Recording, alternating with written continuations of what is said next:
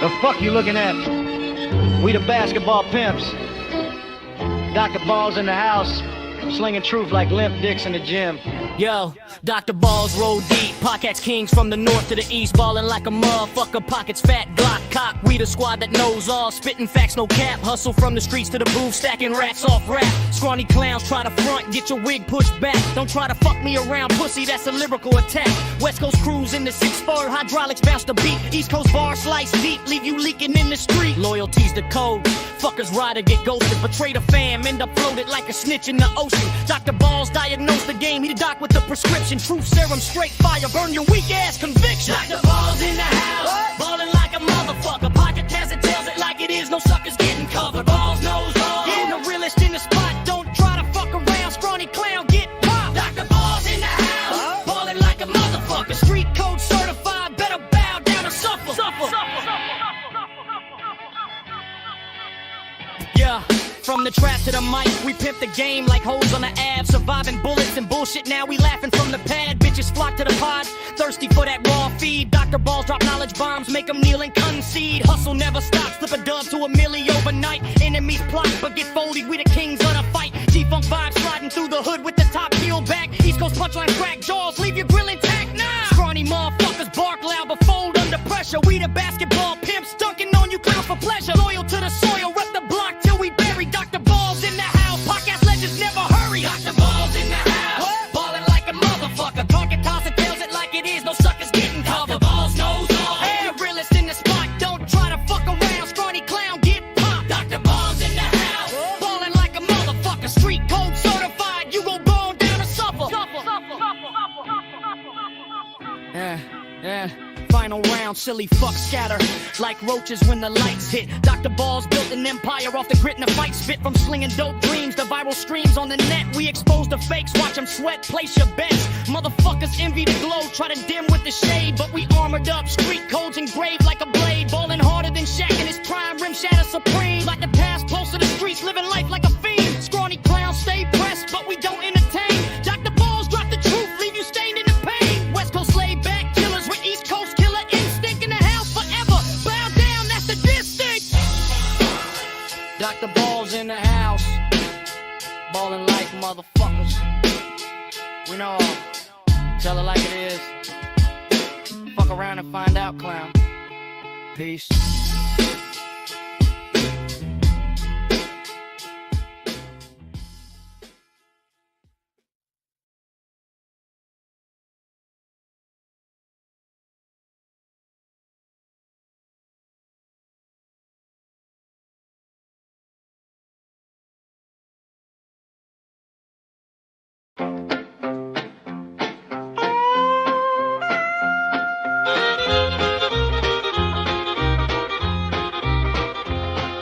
Ain't that complicated? I'm sipping the wine, riding this train to glory. Got my cash on my mind all the way to hell and back. We don't play, we attack. Fuck 'em all, your team sucks balls. Stay out of my track. Ain't nobody dissing me and walking away unscathed. Smacking off the podcast, we ain't afraid.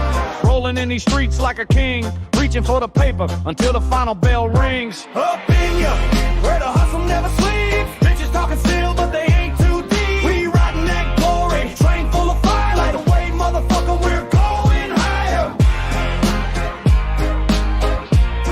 We're going higher. We're going higher. Our street life too fast, no time for regrets. Dodging all the hate, no time for your threats. I'm clocking my mileage, trunk full of ambition. Every bar I spit, man, it's a street composition. Run the blocks like a boss, never take a loss. All these fuckers in my rear view, paying the cost with me, crew. Yeah, we ride or we die. Got the city on my back, watch the haters comply. Up in ya, where the hustle never sleeps. Bitches talking still, but they ain't too deep. We riding that glory, train full of fire. Right away, motherfucker, we're going higher. We're going higher. We're going higher. We ain't slipping. Hell no, we ain't. Every step I'm pimping. Hell yeah, we say we creep.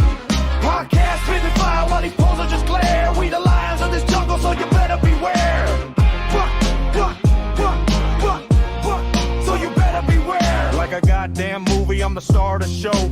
I'm full of ambition, let my true colors glow. I'm gripping on the path and I'm killing the scene. Ain't no stopping this train, just follow the dream. Fuck them all, I'm the realest, see the truth in my eyes. While you motherfuckers fumble, I'm the one that will rise. So bring your best game, but I'm calling your bluff. Cause when it's all said and done, man, you ain't that motherfucker. Up in ya, where the hustle never sleeps. Bitches talking still, but they ain't too deep. We riding that glory, train full of fire. Either way, motherfucker, we're going higher.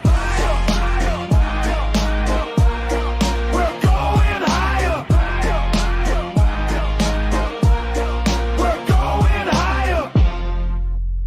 Your team is sucking donkey balls, big old hairy donkey balls. Bounce it, donkey balls. Your coach is a clown.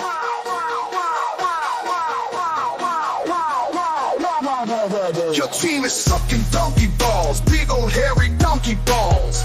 Bounce it, donkey balls. Your coach is a clown.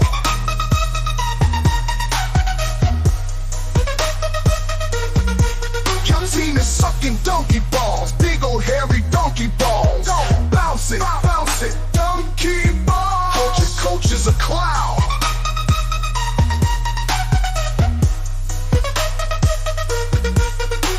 Your team is sucking donkey balls, big old hairy donkey balls. Bounce it, donkey balls. Your coach is a clown.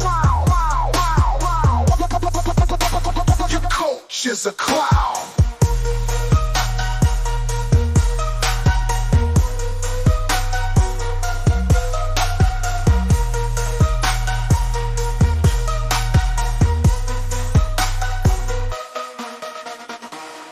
Those donkey balls are bouncing all around. Bounce up, bounce up. Those donkey balls. Those donkey balls are bouncing all around. Those donkey balls are bouncing all around.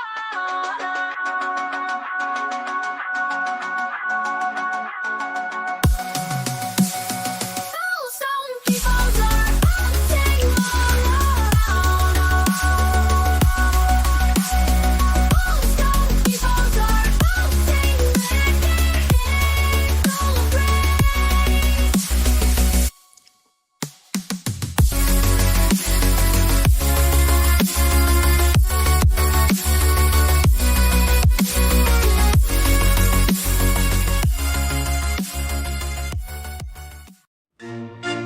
These motherfuckers right here.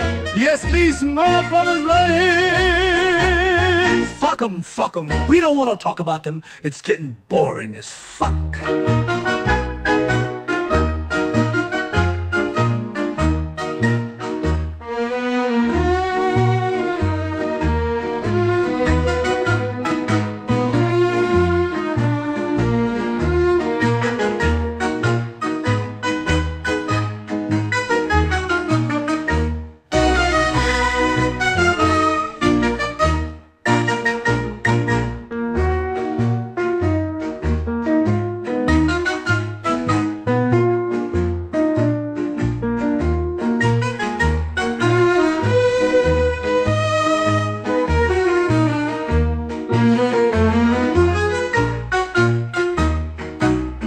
These motherfuckers right here. Yes, these motherfuckers right here.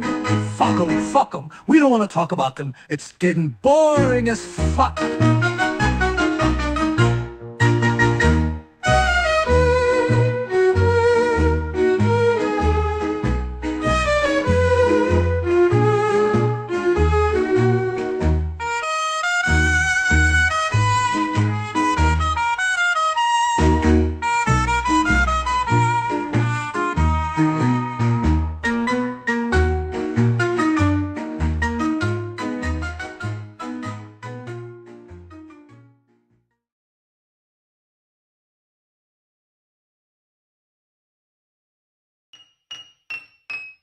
Dr. Balls is a presentation of Smacking Off the Podcast. Dr. Balls in the house. What's going on? The doctor knows who's going down. Dr. Balls will know.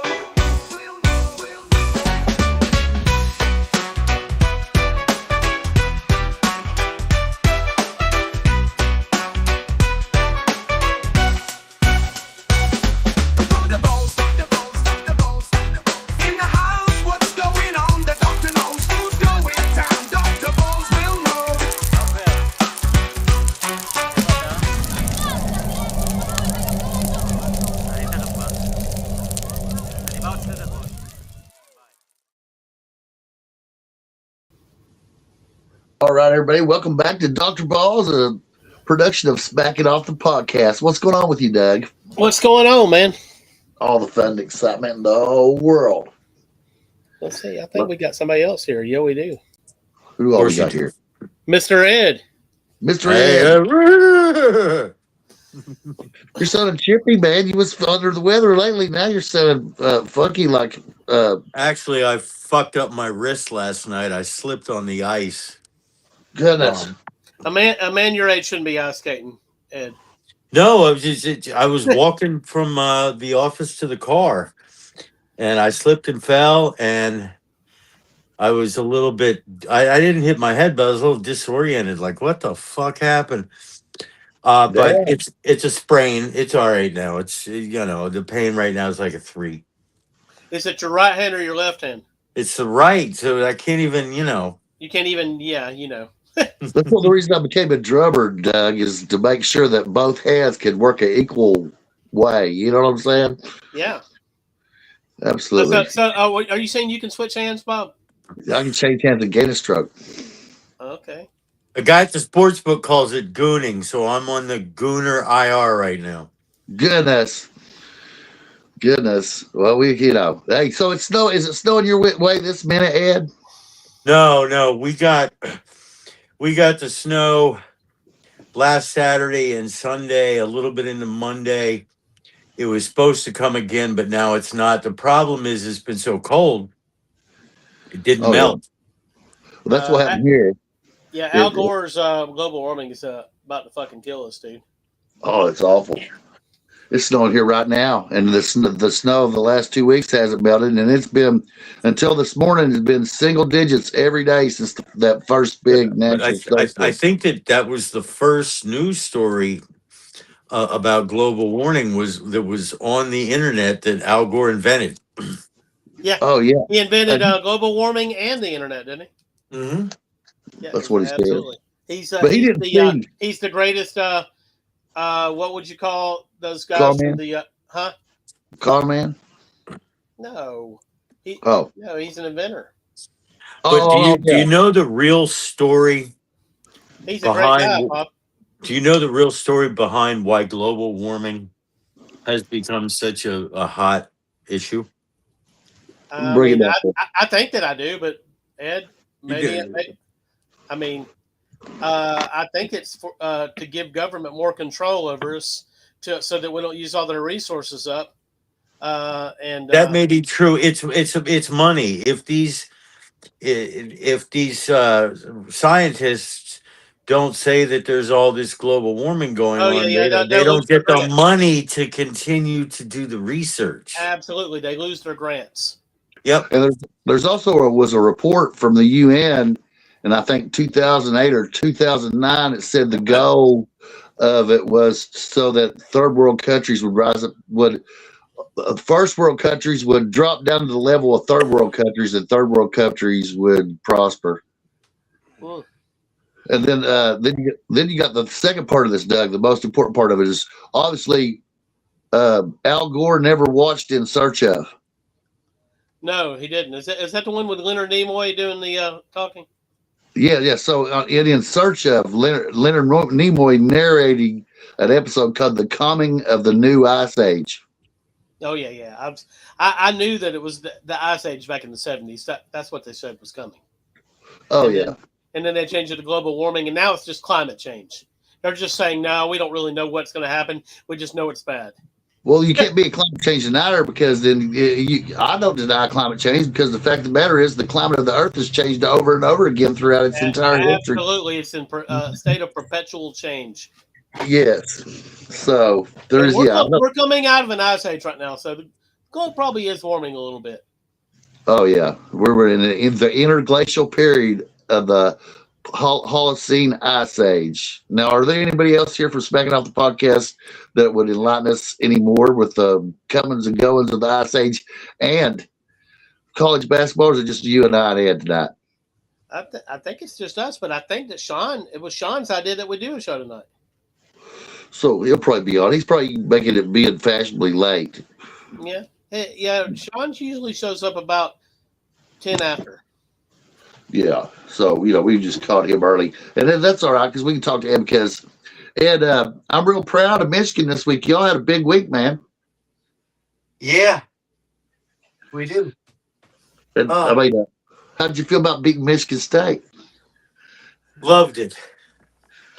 Loved it. Because I also dislike Michigan State quite a lot. I'd say you do. Go figure. I mean, on a scale of, worst to, I know you dislike Ohio State worse than you dislike Michigan State, right? I dislike Penn State more than both of them. Really? Oh, goodness. Oh yeah.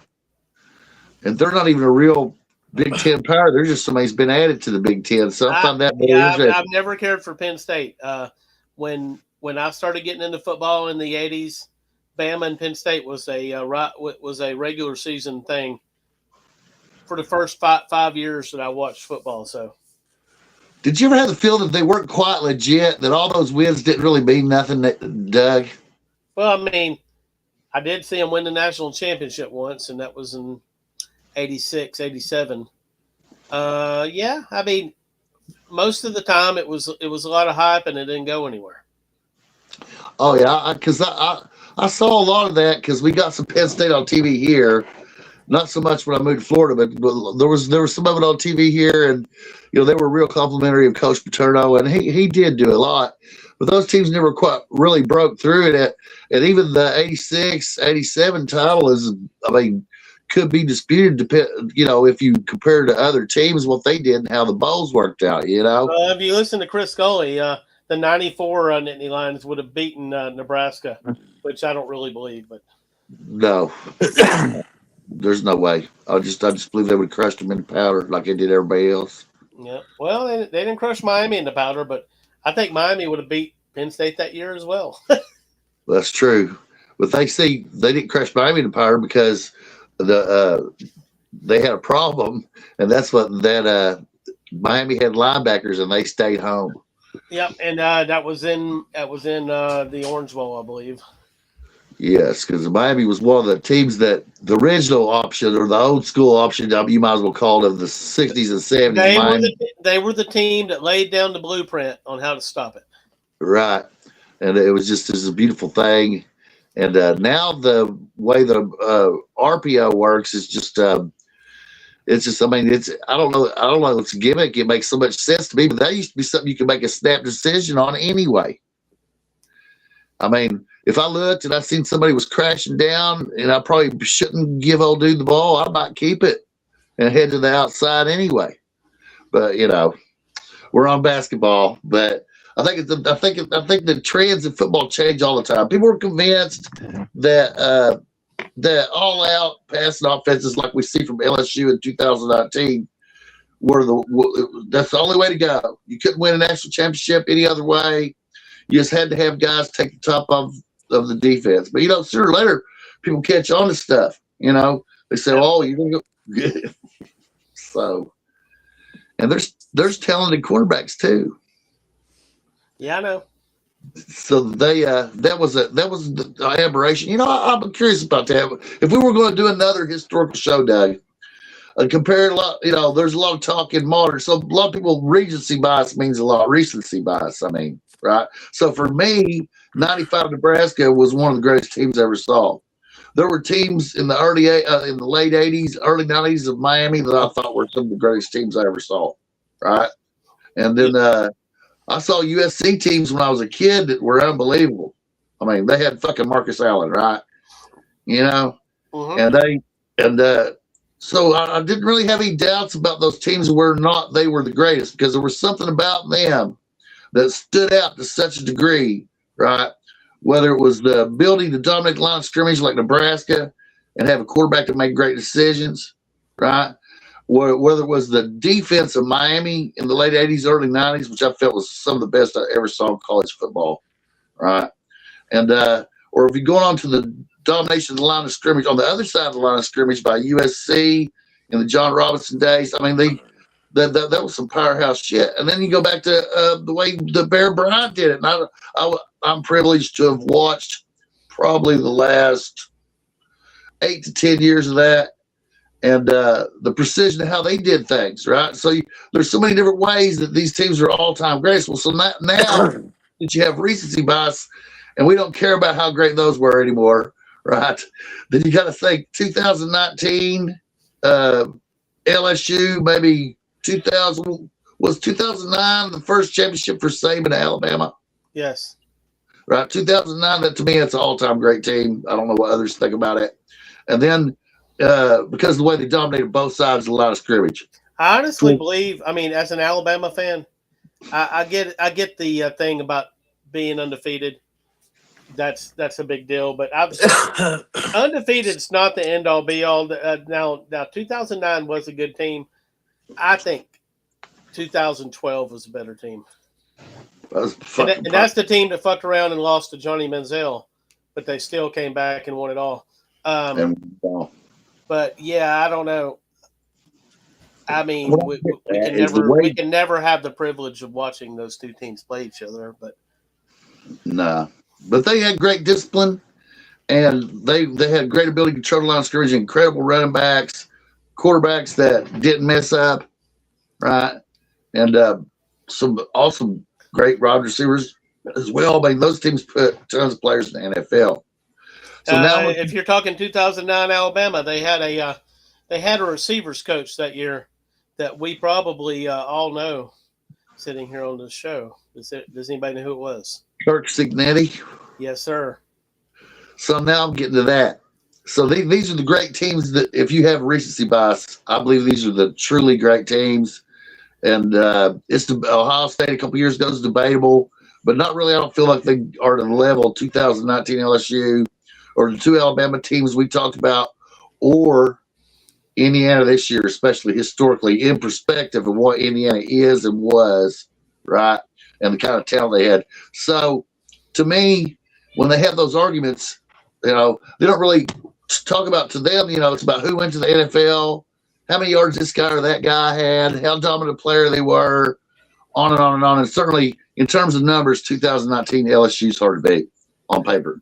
Now, my thoughts on Indiana this year is probably not the most talented of up against any of these teams, but definitely the most disciplined that I've ever fucking seen. There you go, Doug. So they were, to me, as far as being good, not talented, because some teams are so talented they're overwhelming. I mean, they definitely have some talent.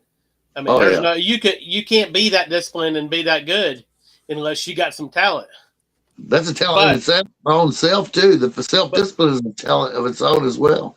Well, we'll know more about this team, 5 years from now when we see what these guys do in the pros. Ain't that right, Ed? Yeah, we don't know.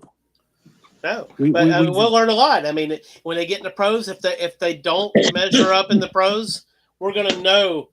At that point, we're going to know that Cignetti did an unfucking believable job of getting these guys in sync. Well, we know that anyway. We do, but if these guys end up being way more talented than we think, then we're going to have to shift our thoughts at that point to maybe Cignetti just fucking recruited a lot better than people realize. I don't think that's it. I don't either. Yeah, so to me, that's a factor in this thing, is whether or not, and how well someone's prepared, how well they execute, and then there was the clutch aspect of it as well. There was a clutch aspect of it that was pretty impressive as well. So, guys, I have to say that if you had that level of execution and clutch delivery on teams with more talent, they would be the national champions. Yeah, I agree. So to me, it's an all-time thing, and I'm probably going to argue about it in the chats and in the groups all off season long, because to me it was so important. And what's even more interesting is, will they do it again or something similar? If they do, they may, but they're not going to have starting next year. They're not going to have as mature of a team as they had this year. So that's definitely going to factor in. They'll be good though. Oh, I think they will be good. Will they be like, would they go 16-0 this year? Yeah. Will they be 16-0 good going through the Big Ten? If I'm putting $1,000 on it, I'm saying that they're definitely not going to win every game. Because it's improbable for anybody. I mean, No, even the day It when is. you It was improbable for them this year, but they still pulled it off. yeah, it was, When they played Ohio State, that was their best chance of losing, and they just refused. They refused to lose. Ohio State hung in there, could have won the game, but they just could not. They weren't as disciplined as Indiana, and it showed. Yeah, and so that's see, I've watched the opposite football. So Mark Stoops had a certain level of success in Kentucky by the standards of what had come recently before him, right? But the problem was they were undisciplined, and the team wasn't ready to play at the beginning of the year, and they needed 3 cupcakes in a row to even play their first SEC game, which unfortunately for them was Florida. But they overcame Florida. So it looked like Kentucky was going to have success. So they had 3 cupcakes in a row, right? Some of them, they barely squeaked by in, like Western Kentucky. And I think once Akron gave them a scare, right? And then they were competitive with Florida, right? And which led pretty much to a bunch of coaches getting turned over at Florida. So he couldn't have his team ready to 3 or 4 games in the season. So when the COVID came, it exposed that because you didn't have those cupcake games. You had to play a full SEC schedule. And they looked like they should have a 4-6 team or whatever they were, and then that continued on since the CFP, the reorganization of the conferences, and the expansion of the conferences in the CFP. So it doomed Kentucky. Why? Because they had no discipline, and you couldn't get your team early ready. So that so.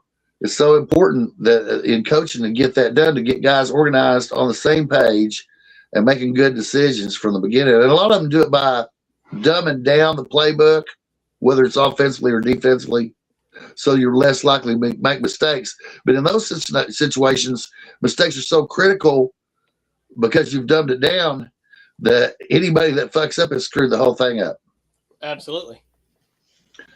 So it's not just as easy as dumbing your shit down. That can get you beat too.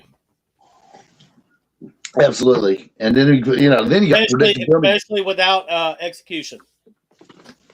So hats off to somebody could get that level of execution out of 53 guys, 30 of which never knew each other prior to camp, and getting them together and acting right to line up right. There's coaches have a whole time getting in the first couple games of the year, getting their guys to line up right, figure it out.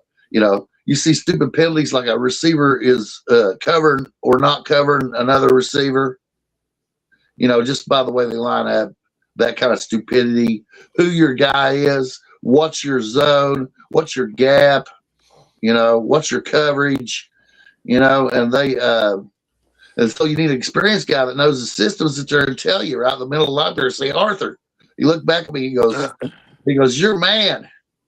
Right. And I'm thinking, who am I man on? Right. Am I man on the running back? Am I man on the tight end? But it's too late because now the ball's been snapped. And Arthur doesn't know which guy to cover. Right. If I crash, then I leave the tight end deep and they score. Right. So I slough off and go to the tight end and they throw it to the running back and he gets the first down. So that's how important discipline and knowing who and where you're at can be. Absolutely. So, all right, I don't think Sean's coming in, so we can go ahead and jump into some basketball.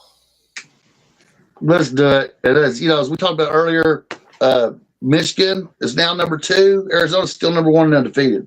Michigan's now number 2. They went back up again because they had a great win against Nebraska, and then a rivalry win against Michigan State. I know Ed's happy as hell about all this stuff, and they're looking like they're rolling along, guys.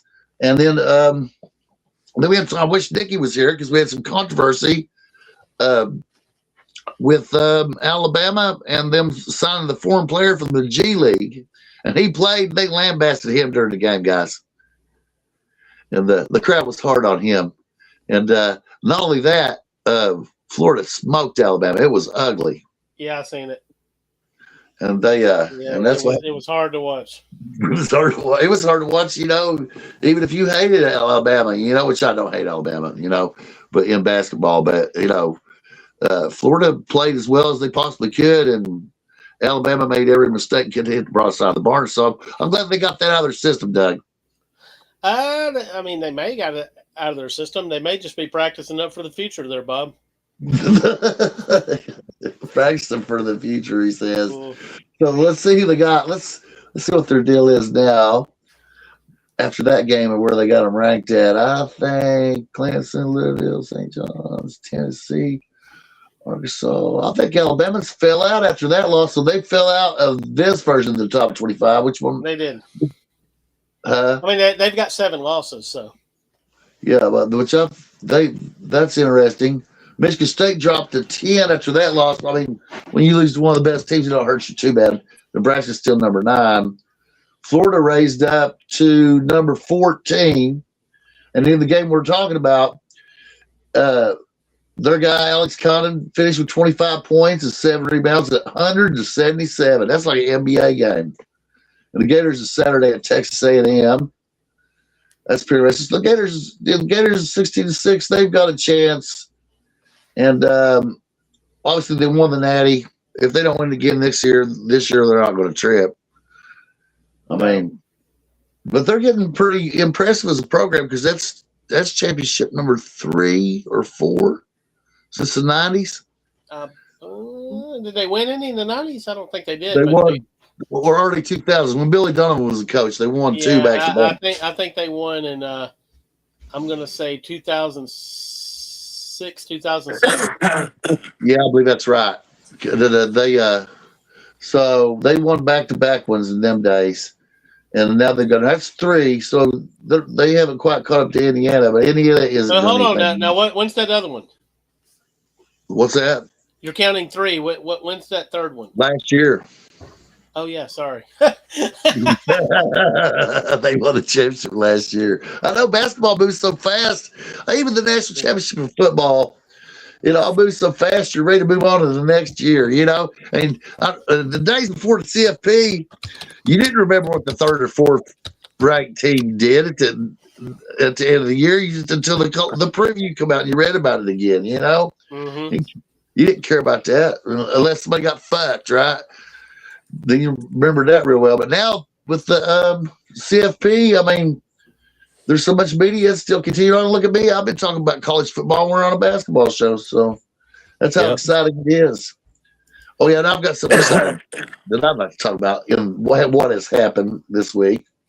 And that is that Arkansas and John Calipari, they lost to Kentucky. It was awful. I watched that game. It was tough for a while watching Kentucky, how bad their defense is and how inept they seem sometimes, but they finally bucked up and they beat Arkansas, which Arkansas played like a typical Calipari team and didn't have they had decent defense, but they couldn't hit the broadside of the bar. Matter of fact, their main guy missed 12 of 20 shots. So I just want to throw that one out there because it was a highlight in my life to beat Coach Calipari. Now, Ed, have you watched your basketball this week? I watched a little bit, not too much. Mostly Michigan, I'm guessing. I completely missed the Michigan State game. I completely forgot that it was on. I have to. Ed's been watching videotape reruns of the Harlem Globetrotters. Oh, really? That's pretty interesting. So there's a discrepancy in the NCAA records in concern of basketball, and there's a Harlem Globetrotters reference that's getting ready to happen to that. So many people claim, which I feel is erroneously, that Christian Laettner is the winningest player in the history of college basketball. Yep. Well, that's not true. The winningest player in the history of college basketball is Wayne Turner. Wayne Turner was a point guard of Kentucky from 1996 to 2000. He went to 3 straight national championships games and won 2 of them. And Well, that's an absolutely top-notch trivia question. yes, and they. So if you look at his records, if you look at the games Kentucky won when Wayne Turner was the point guard, which was the entire time he was at Kentucky, right? He's the guy that shut Wojciechowski down when Wojciechowski was slapping the floor. Wayne Turner went around him and dunked it off to one of our monstrous guys, and he dunked it. But anyway, so Wayne Turner was never even looked at by the NBA, even though he was the all-time winningest player in NCAA history, definitely the winningest point guard, and one of the all-time steals leaders in college basketball history as well. And the NBA never even looked at this guy. It was mind-boggling to me. He shut down Jason Williams. He shut down Wojciechowski. He shut down all the great point guards of his era. What was the one that Stephon Marbury? He shut him down defensively. So he's one of the great players of all time. But you know where he ended up? As the point guard of the Harlem Globetrotters. Now, do you think they would put a guy as the point guard of the Harlem Globetrotters that couldn't fucking play basketball? Not at all. I mean, you have to be a wizard to fucking be the point guard of the Harlem Globetrotters. I mean, he was. The guy's one of the best ball handlers that ever lived. Anyway, you have to be. So them guys, hats off to them. I love the Globetrotters. I've been to tons of their games. Is that still a thing, Bob? Now, I have not seen the Harlem Globetrotters myself in person since probably 2000. I remember in the 70s. I guess my brother used to catch them on TV. My brother always talked about Metal Art Lemon. Metal Art Lemon was awesome. And then you had Curly, who was basically bald. And then they had Nate Archibald for a while. That was one of the all-time great NBA players, and they gave him some crazy name, but everybody knew it was him. And who do they play every game, Bob? The Washington Senators. Does the Washington Senators ever win? No. And I don't believe they've ever won. That's a great trivia question. We got to look this one up, right? You know what? Let's see. I think you may ask AI. Yeah. Alexa, has the Washington Senators ever beat the Harlem Globetrotters? The Washington Generals, not Senators. Oh, they were defeated in 1971 when they were defeated by the New Jersey Reds. And the team was winning. They're the Generals and not the Senators. The Generals, that's right. I don't know why I got that wrong. They had Kareem Abdul-Jabbar, though, by the way. In 1995, they also had got beat by Kareem Abdul-Jabbar. No. And then they lost to Michigan State in 2000. And that might have been the game I seen. Catch you later. Which is interesting, Ed, that Michigan State played the Harlem Globetrotters and beat them. Do you remember the 2000 Michigan State team? Who are you talking to, Ed? Yeah, I seen if he was with us. Ed, Are you talking about the Flintstones? Yeah. That was an incredibly tough basketball team. Oh, yeah. Well, they beat the fucking Harlem Globetrotters, man, let alone won the national championship. So they're bad as well, you know? Yep. Hell yeah. So that's up there. So it looks like here that Doug, that they are 345 to 27,000. Say that again. Let me put it. They 27,000 wins and 345 losses. Oh wow! But they have only got one loss to the Generals. Yes, who that game had Kareem Abdul-Jabbar. Wow. Which some people consider to be the greatest player that ever lived. It all depends on recency bias, right? Who you think the greatest player that ever lived is? If you go to basketball, right? Do you think it's Bill Russell? Do you think it's Kareem Abdul-Jabbar? Do you believe it's Magic Johnson? Do you believe it's Michael Jordan, right? Some people believe it's LeBron, right? Larry Bird's name comes to mind. His name does come to mind. You know, and Sean now, he dings players on longevity. For example, he says the reason that Joe Montana isn't the greatest in footballs because his career was too short, which is kind of true. He didn't win 6 Super Bowls, right? But he did win 4 in what, 9 or 10 years? Yeah, it was a very short time. And then, but then you go to, so it's kind of the same thing with the guys we're just talking about in basketball. I mean, you know, some of these guys played forever. I mean, LeBron James, played 21, 22 years or some shit. Michael Jordan only played when he played, right? And he got 6 championships, probably 12 full seasons of basketball. And they, because he was also hurt his sophomore season in the league, his second season, he had foot surgery. And then you go to Larry Bird. Larry Bird hurt his back in the last 2 or 3 years. He was basically there to sell tickets. I mean, he had moments. He had moments in those seasons where he was Larry Bird, but in general, he was laying on his back on the floor. And the same thing in the Dream Team game. You know, they just brought him out there because he was legitimately known as the best. So I wouldn't really, you know, the competition was so great in Larry Bird's days. That's why there's so many people from that era, even though Jordan was a little bit after it. He did play in the heat of it as well, you know, for the 86 on especially. But to 86 through 90, the Lakers were still the Lakers, the Celtics were still the Celtics. The Pistons were still the Pistons. All right. You know, I mean, that's real competition. And in those days, it was hard to break through. There was the passing of the torch. And just like every sport there is, the way games are refereed, the way the season is set up is to favor stars, because that's where they make their money, is you come out to see stars. So you have to break through that, and you have to pay your dues to get in that position, or you have to be so unbelievable that the whole world wants to see it.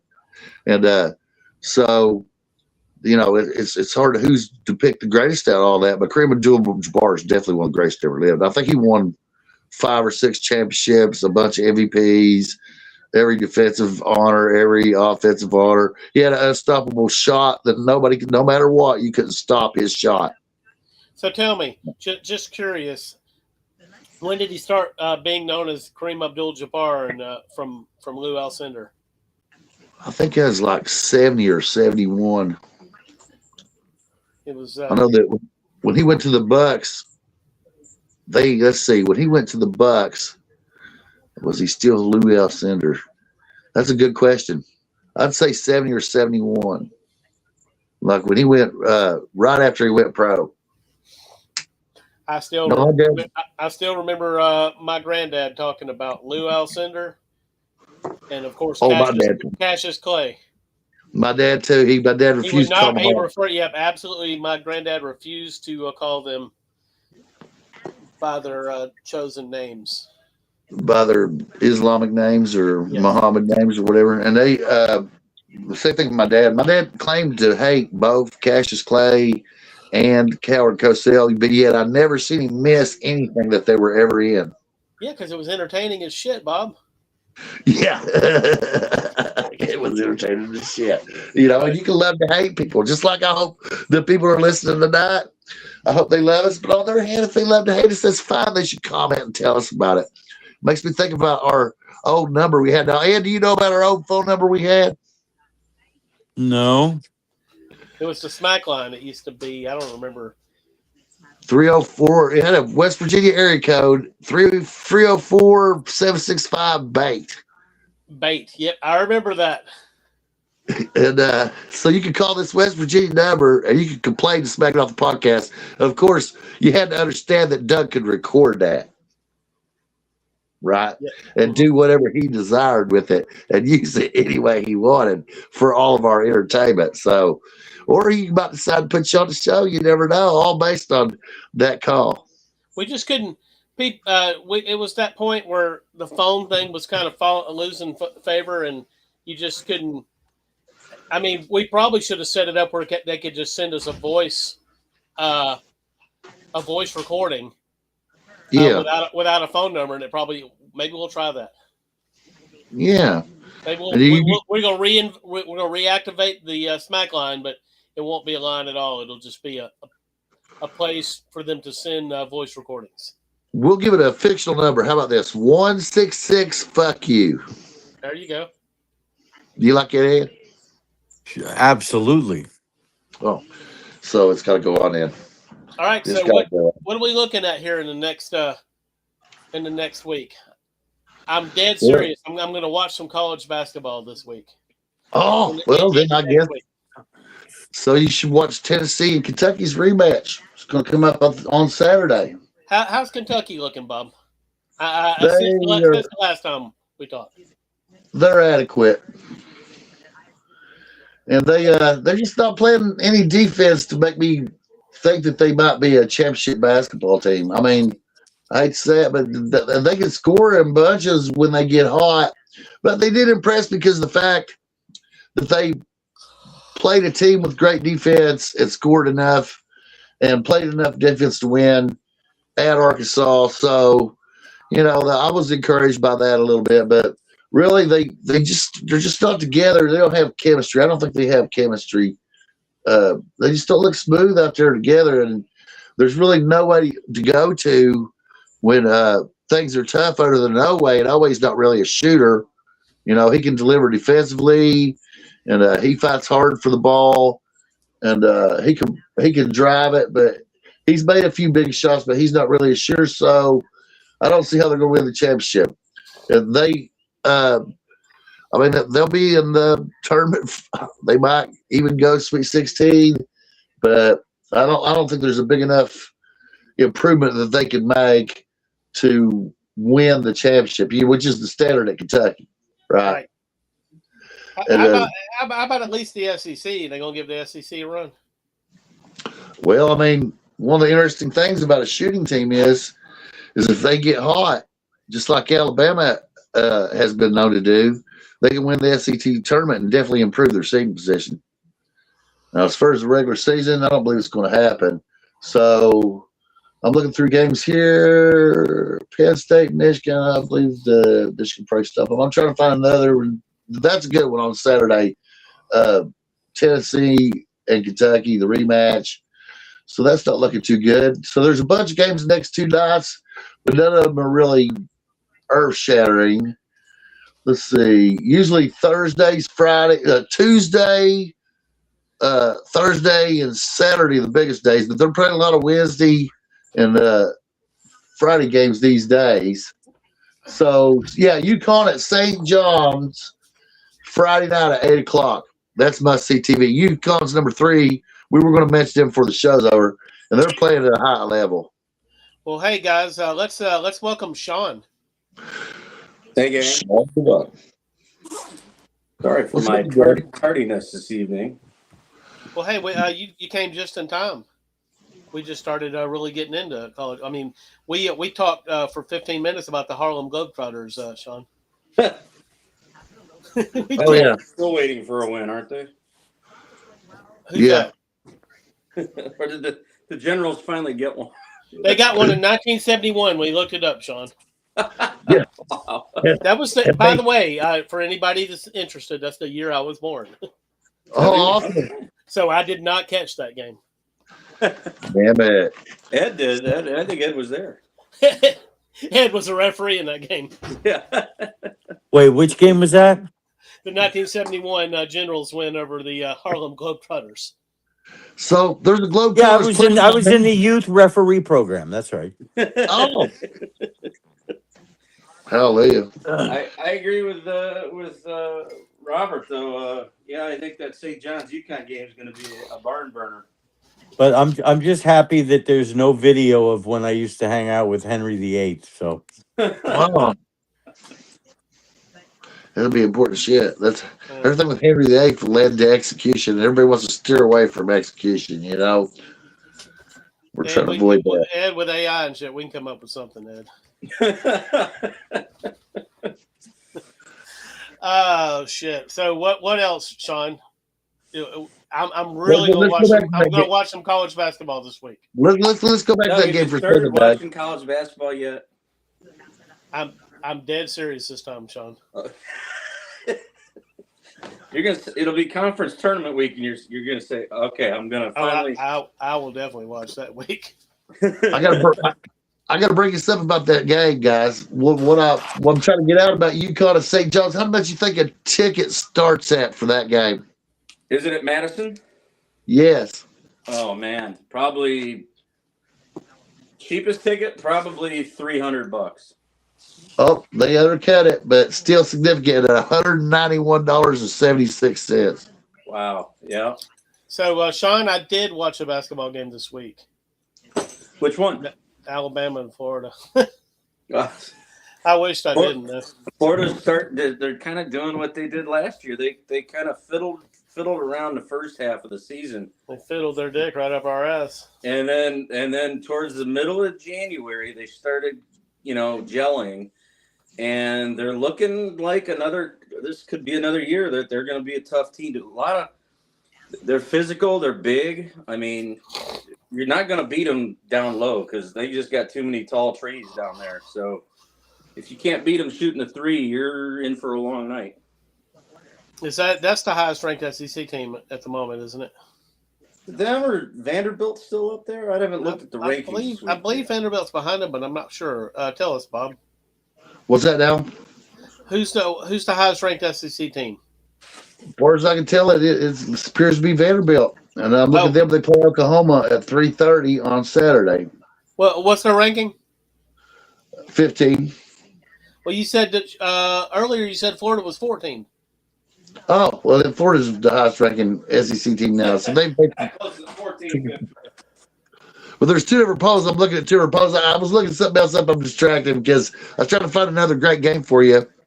And how about number 23, Miami of Ohio, right, at Marshall at 4 o'clock on Saturday. That could be interesting. Miami of Ohio, if they keep winning, is going to be that dangerous. If they don't win their conference tournament and get that auto bid, they're going to be one of those teams that, steals a bid from a power program. Oh, yeah.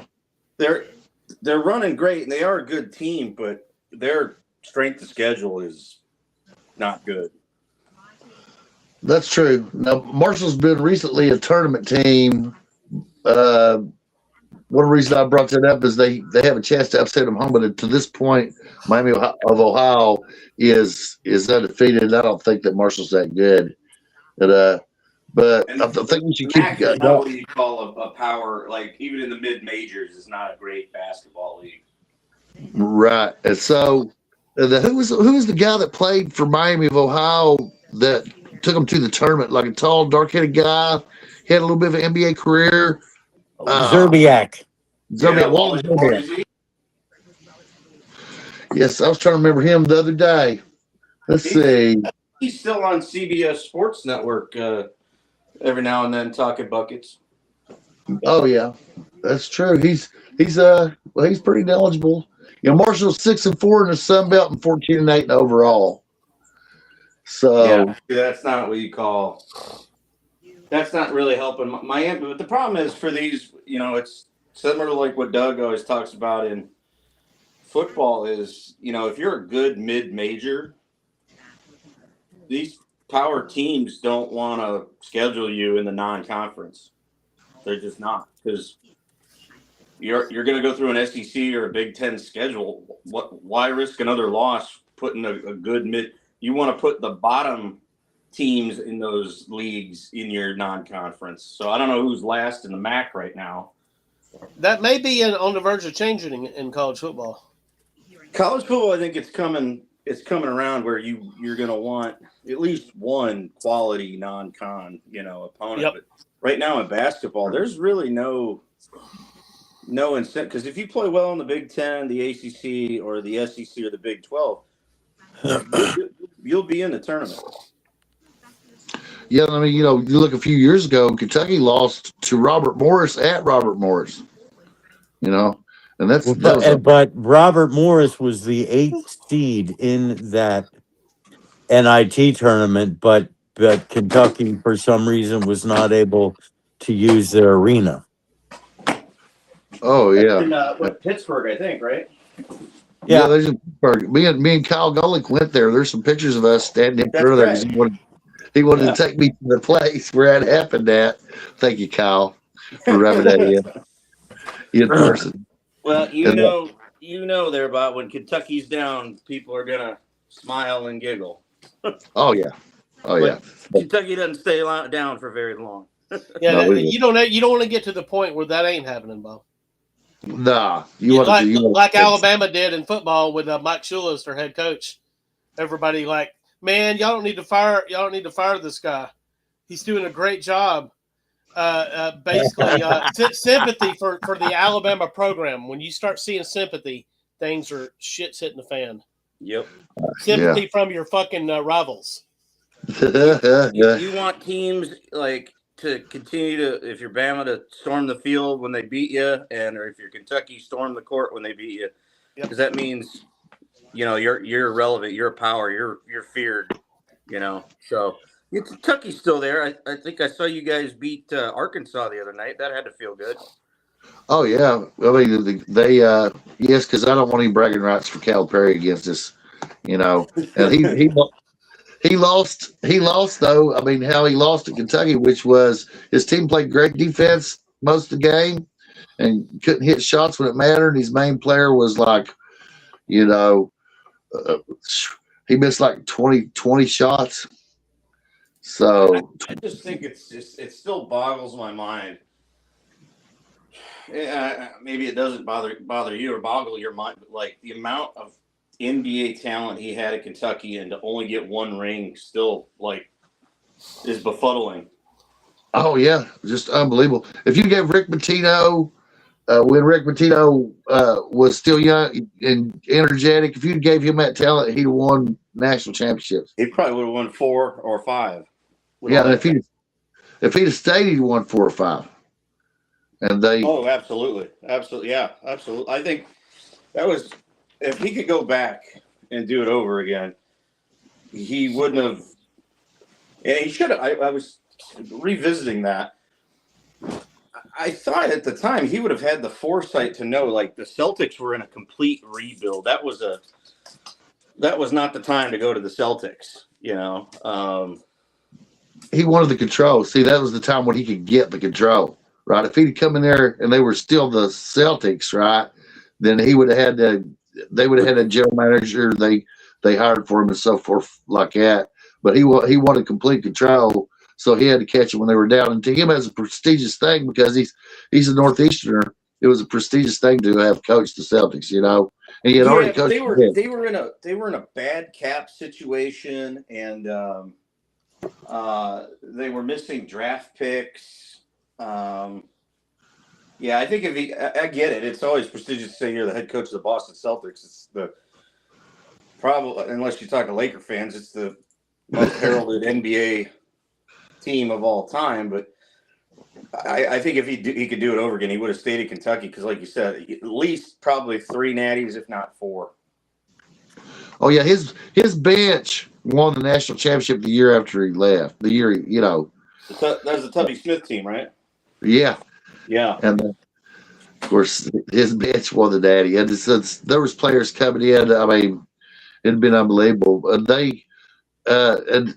Tubby Smith caught some bad breaks. The 2001 and 2003 teams were both capable of winning the national championship. And then when they played Marquette in the Elite Eight to go to the Final Four, I believe our main guard was trying to guard Dwayne Wade on a broken ankle, Keith Bogans. A healthy Keith Bogans could have limited Dwayne Wade enough for us to win the game with the rest of the players we had. And the 2001 team caught a bad break in the tournament too. And Tayshaun Prince is an all-time great NBA player, in my opinion. Oh, Tayshaun Prince was outstanding. Oh yeah. And so Tayshaun Prince was, there wasn't anybody like him in those days. Now stretch fours that can handle the ball, and shoot from outside. He's kind of prototypical. There's a pretty good one like that at Illinois right now, isn't there? Oh yeah, he's an exciting player, and I like Illinois' chances in the Big Ten. I mean, obviously Michigan is a powerhouse, but they'll get their chance at them. I think Michigan and Illinois is going to be a fantastic basketball game. The Michigan State game Friday was a heck of a game.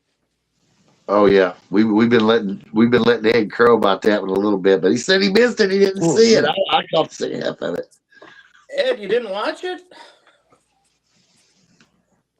The truth is, I completely forgot about it, which is unusual.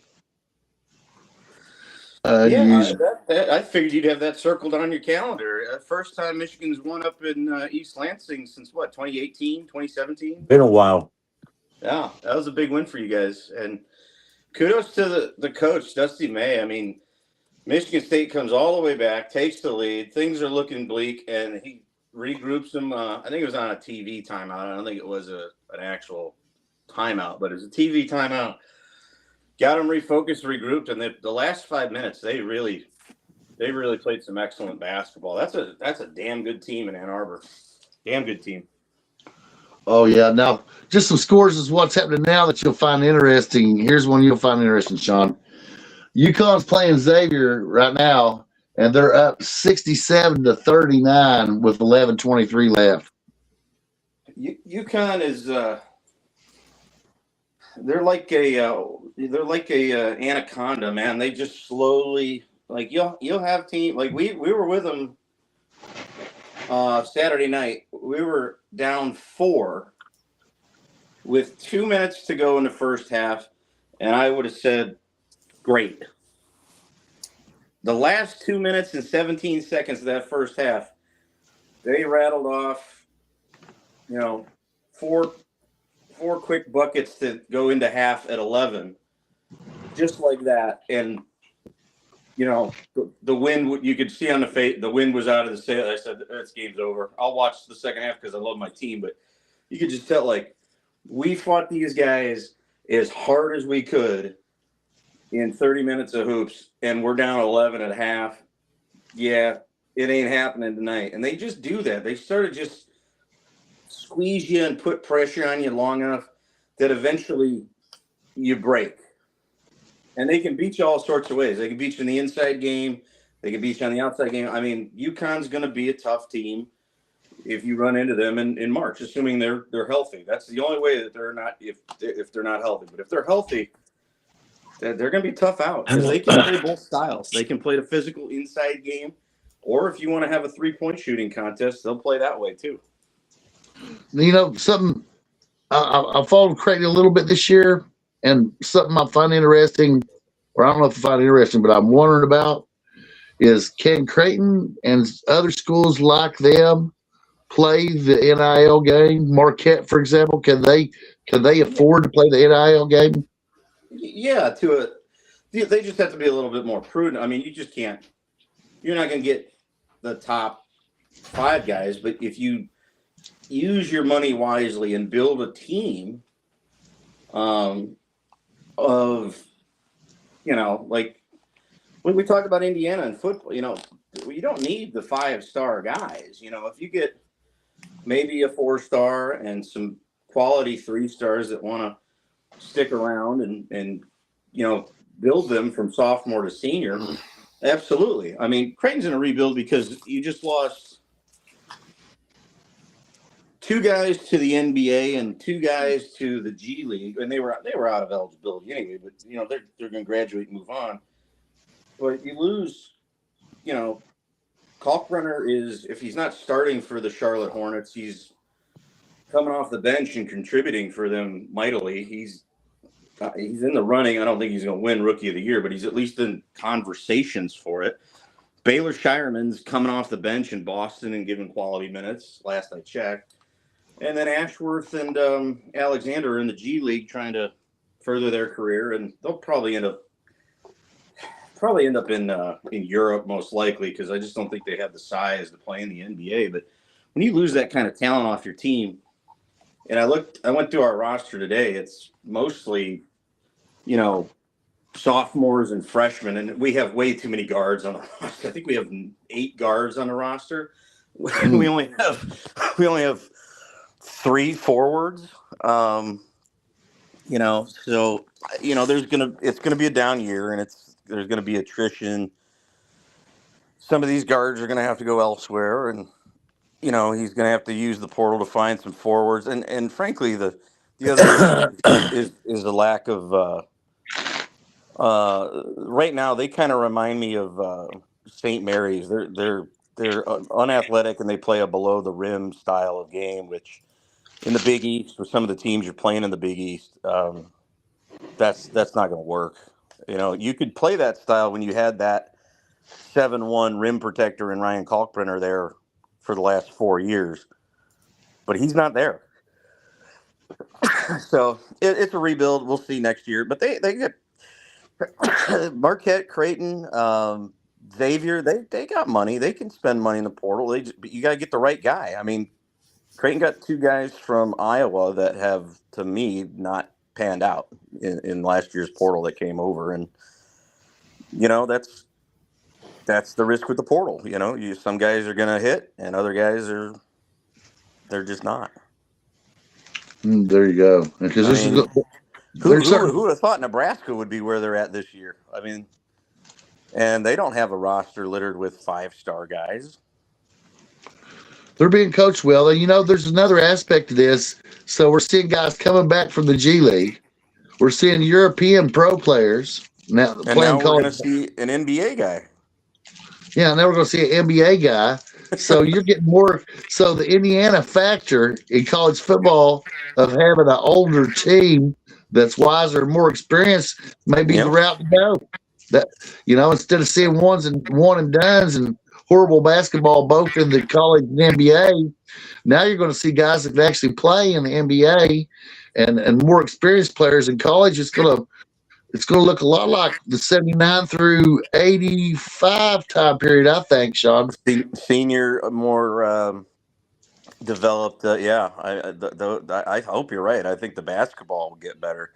I'm not going to touch the legal or the ethical some people, I don't mean you, I'm using you in the bigger spectrum. Some people, you talk to, they hate it. They want it. But right now, until there's a organization that can put teeth into rules, which the NCAA cannot, and they're clearly tired of losing in litigation, they're just saying, do what you want. And for those that are just like me, I'm just like watching the games and don't really care. Great. If the games are better, sign me up.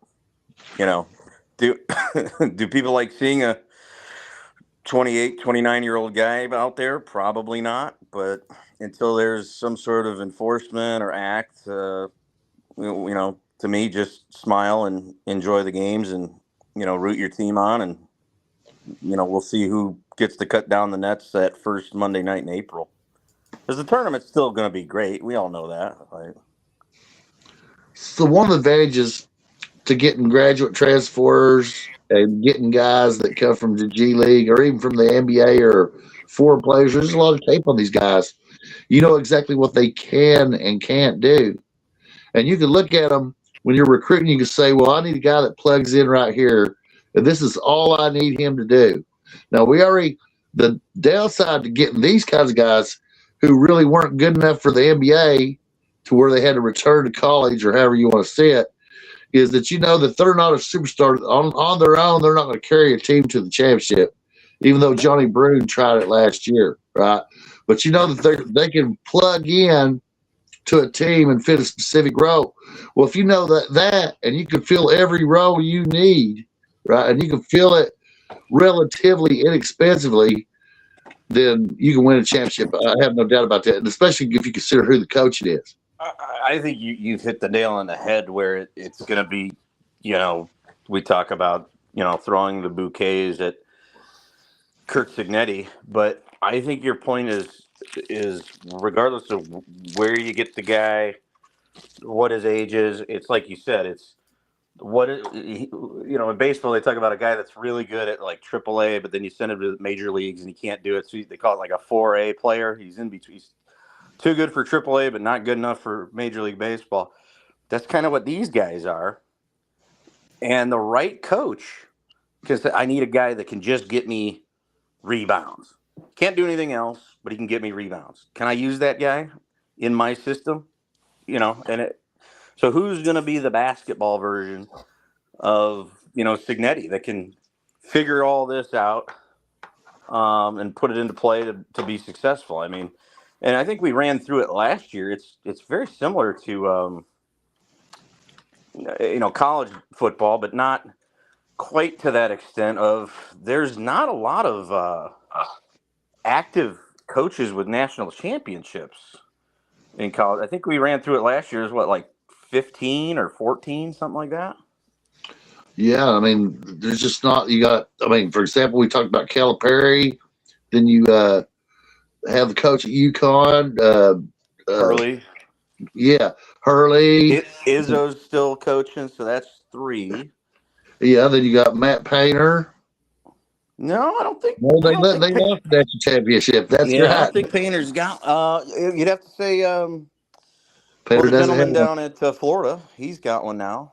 Yeah, Coach Golden has one, and then yeah, it's a short list, and we know, Coach Barton in Tennessee does not have one. I love to bring that up, and let's see. It wouldn't I be a mean, show if we didn't get a shot in at the Vols, right? there you go. Coach Petito has a national championship, Yep, 2. that's fine. So, I mean, I guess I could look this up. And, I'm looking it up right now because I mean, current active Luke college Sec basketball is no longer coaches with us. with the national championship is a pretty short list. As you think about it, AI is telling me there's only 7. So, wow. So Coach Self. Bill Self at Kansas, Dan Hurley at UConn, Rick Pitino, St. John's, but he didn't win it at St. John's.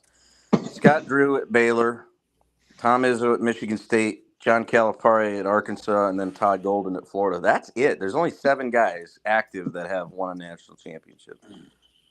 There you go. And all those teams aren't exactly in the best position, excuse me, at this moment. Bill Self is not, he's having a good season, but not a Kansas season. Even though they, excuse me, guys, they brought a guy back the other night that was really good. They had that big win on the road the other night at Texas Tech. That was clutch. That was Jared Peterson. For them. So Jared Peterson, who's returned for him, played his first full game and hits the game-winning 3 against Texas Tech. So Kansas might perk up. When you look at St. John's, is a good team, but I don't think they're a good scoring team, even though their defense is pretty impressive. I don't think they're going to win it. Florida, if you think I agree with you there with St. John's. I mean, if you want to play a game in a phone booth, they'll probably beat you. But if you can run and shoot, you can take St. John's out because that's definitely not their style. So I hate to bring up college football, but you got me thinking. I mean, how many coaches or active coaches are we looking at in college football that's got national championships? Because I'm counting 2. 3 for sure. Okay, Signetti, Kirby Smart, Daddy. God damn it. Dabo Sweeney. God damn it. I forgot a bunch of them. Yeah. Who else? Sorry, Ohio State. Ryan Day at Ohio State. Yeah. After that, it starts to I get said that. real fuzzy. Right after those 4, I mean, is there anybody else? Not active right now. I mean, I guess Saban could throw everything for a loop and go back and coach a couple of years somewhere. So it's a new time for new blood to come up and do something. That's what. Hey, I don't see Jimbo getting a job. Nah. I mean, it'd be like hiring Dave Wanstead at this point, except he had more resources than Dave Wanstead. There was a salary cap under Dave Wanstead, right? With Jimbo Fisher, he could buy any player he wanted. Exactly. He had all the money in the world to work with. Yeah. Yeah, no, that's what AI is telling me. It's just those 4 gentlemen right now that have a national title because Mac Brown is no longer employed, and neither is Jimbo, and neither is Ed Orgeron. So, and Jim Harbaugh is in the NFL. So, yep. Yeah, time for new blood. I will Did- say this: we're talking about coaches, and you were talking about Kansas there, Dr. Ball. They had a stat the other day that since if you took Larry Brown's tenure at Kansas, Roy Williams and Bill Self combined, so that's like almost 40 years. Total home losses at Allen Fieldhouse is 44. Damn, that's not many. You talk about home court advantage. I mean, they rarely lose in that building. They used to have a home and away with Kentucky every year, and that's one of these where they package these little mini tournaments that aren't really tournaments, such the classics or something or another classic or the whatever the Elite Eight or whatever these early season things are. They're Yeah. taking away home and away games that I'd like to see. Kentucky should play North Carolina home and away. Kentucky should play Kansas home and away. Kentucky should play Indiana home and away. Kentucky should play Duke home and away. Kentucky should play Indiana home and away. You know why that is? Those locations. You talk about the tournament in Vegas. You talk about the tournament down in the Bahamas. They're getting those programs to come down there for the money. It's the money. It's the The thing money. about it is, if you are Kansas or you are Kentucky, you believe that your home gym is the mecca of college basketball. Motherfuckers should come to you, and that's the spirit I want to see. And as a coach, that's what I want to see for the kind of games they select. You know, back to where you're saying that playing mid majors that were good is not in their interest, right? They just want to give somebody a check and put that W on the calendar, you know. But I don't think that helps you in seeding, right? And if you're a traditional powerhouse like Kentucky or Kansas or even Duke, you can absorb a couple losses in the pre-conference season if you're playing Kentucky and fucking Duke, right? Well, that's why I love, and I'm rooting for. They're they're not my conference, obviously, but I'm rooting for Alabama because the one thing I love about Nate Oates, that dude puts together a bandsaw of a non-conference schedule. He's not ducking anybody. He wants to play the best. He wants to know how his team shakes out. I mean, every year Oates has been there. His non-conference schedule is easily top 3, top 5 in the country. He wants to play he'll play outside, in the parking lot. That's the only way you can play at that level. I love it. You've got to because play some that of kind of these- competition, or you don't. You never get to that level. I think that's the right way to do it. But there I are do too. some programs that are good programs that do not that they'll sprinkle one or two, but they won't go to the, Kansas is one of them. Kansas, I don't think plays always the toughest of non-conference schedules, but they're always going to be good because of Kansas. I mean, you don't want your team's first experience against a really good team to be in the tournament. No. That's a bad place to learn, isn't it? Or even in Their the conference argument season. is though we're going to get that anyway in the conference slate. Well, if you want to be ready for the conference slate, play some tough teams that aren't in your conference. Yep. Because you want to win your conference, right? Because that'll help your seeding in the tournament. So I think Nate Oates is doing it absolutely right. I've heard some grumblings by the fan base that because of it, they've kind of had a bit of an injury bug right now. They got 2 or 3 guys that are rehabbing. They're going to come back, but people are upset because they don't like losing to your rivals in the conference. But they'll be back for the tournament. So the grumblings are, well, maybe if we lightened up the non-con. I said, no, the way Nate Oates is doing it, it's gonna. If it's not this year, it's going to be very soon that he wins the national championship. The recruiting is good. The style of play that he plays, I love the style of play Alabama plays. That versus watching a Virginia, a St. John's, a St. Mary's. Kids want to play that style of ball. The recruiting's good. They want to be on national TV, and they're on national TV a lot because they played Gonzaga. They've played Creighton. They played Illinois this year and beat Illinois. Hey, I'm really sorry, but I gotta pee. Go to the bathroom, Ed.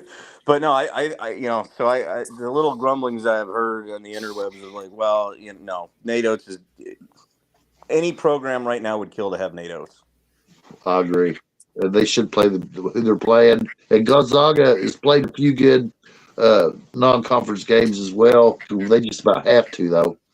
They have until next year when they'll move up a little bit. I'm not saying the new pack, whatever they're calling it, the 8, 10, 12, I don't know, but it's gonna be tougher than the current conference they're in. The level of difficulty will, and it's not gonna be power like the Big 12, SEC, or Big 10 or ACC, but it'll be better. It'll be better, but they'll still.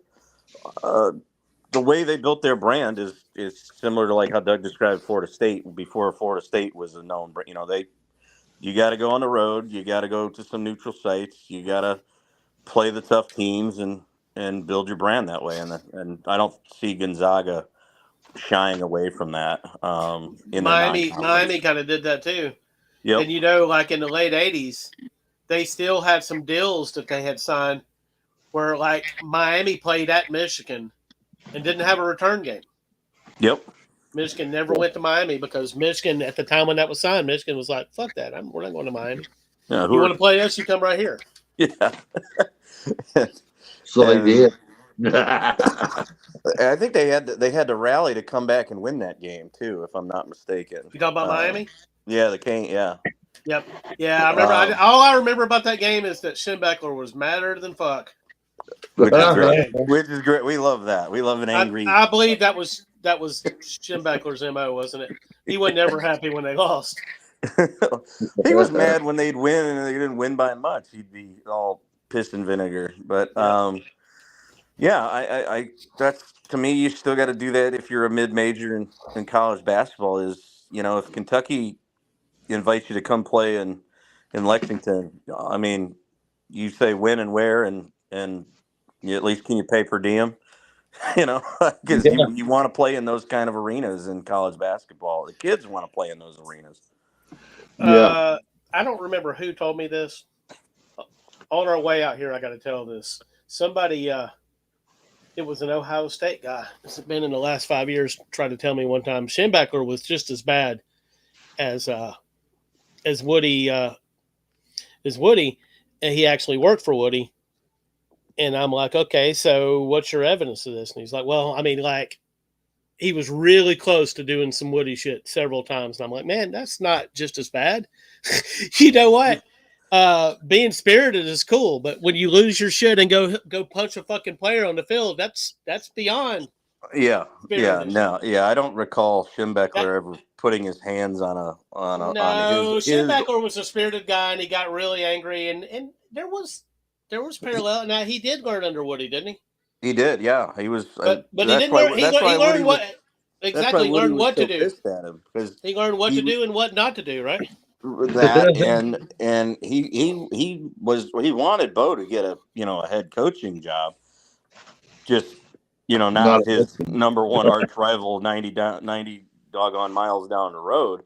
He would have liked to have him gone anywhere else in the country or the conference, likely. But I'm not sure. He learned everything from Woody. Other than he didn't. I don't recall seeing any video of him punching an opposing player. Now I will say this. And I've heard this, and I've actually seen clips of stuff. Woody came damn close several times. He actually did hit a couple cameramen in earlier years, but the media didn't make anything out of it. Nobody made anything out of it. I guess Ohio State jumped in there and paid everybody off. Yeah, Woody had some anger issues, no doubt. He was a fiery, competitive guy, and but when it was caught in a bowl game on national TV against Clemson, I mean, literally, he was out of a job. I've watched that, and I really kind of feel. I hate to say I feel bad for Woody. I mean, it didn't hurt the player. No, the guy was like the guy looked more confused. Like, what's this little? Nobody does that. Nobody does some shit like that. He lost control of himself. Nobody does some shit like that on purpose. Yeah, he literally lost control of himself. As the kids say, he crashed out hard. Did he tackle? Didn't he get on the field and tackle a punt returner in a game as well? I don't know. I hope so, Bob. I'm looking forward to soon as I we think get the off. word you're looking for there, but maybe he tried to. Something tells me he probably is not fast or athletic enough to Yeah, actually. well, I do remember because unfortunately, having been born across the river from Ohio, I've seen a lot of Ohio State football on television and listened to it on the AM radio. But I'm You may almost sure that he attempted to tackle a punt returner. That was a huge deal too. you may be thinking about this, Bob. I'm not sure, but Alabama in the 1950. Don't quote me on this. Maybe Weren't they playing SMU out in the Cotton Bowl? I believe it was Rice. Oh, right. Yeah, I knew it was an Southwest Conference program. An Alabama player, Tommy. Shit, man, my memory is gone. I know who the clip is hilarious. Yes, he came off the sideline and made a tackle with I believe it was a punt return. It may have been a kickoff return. What did he say? Like his answer was he just had too much Bama in him. Yep, that's what it was. Yeah, he just couldn't help himself. That's awesome. But yeah, he came off the bench and made the tackle, Bob.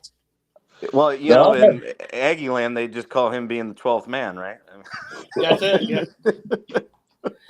I've had people try to trip me in basketball, and I've also had them push me into metal posts. Like, I don't know if you'll ever seen an old gym. It looked like a gigantic Quonset hut, and it had like metal. It was like a big bunch of steel hoops put together to make a gym, right?